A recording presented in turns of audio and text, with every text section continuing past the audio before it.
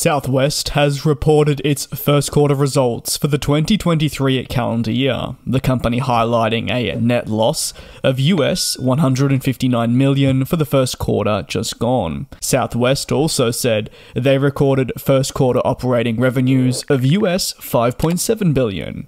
Meanwhile, liquidity stood at US $12.7 billion, and the airline says that this is solid.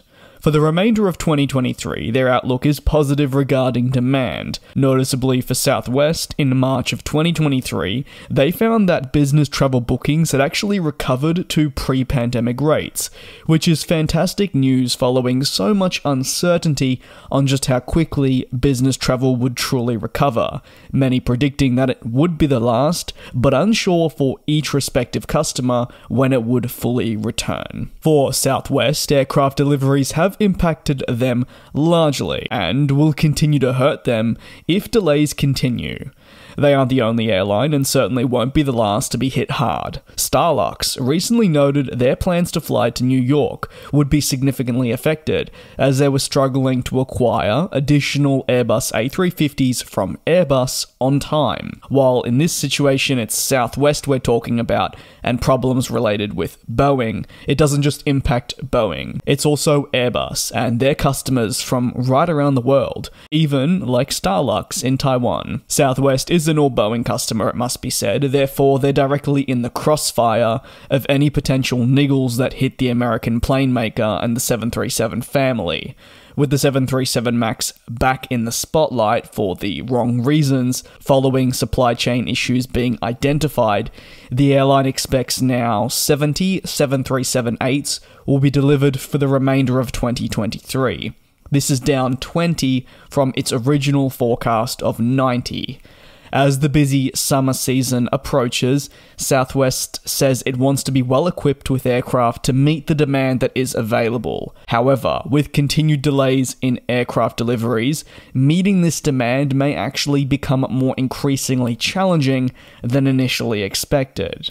As such, Southwest predicts that the summer season will be strong and demand will be more than present. However, some areas of their business and maybe into finances will not highlight how positive the space will actually be as they try and navigate these MAX delays. These results, again, they cite will be directly due to the delays in units arriving. While the company has reduced its expectation regarding deliveries, the knock-on effect is also adjustments to retirement plans for aging aircraft types. By year's end, Southwest says it will have 814 aircraft on its books.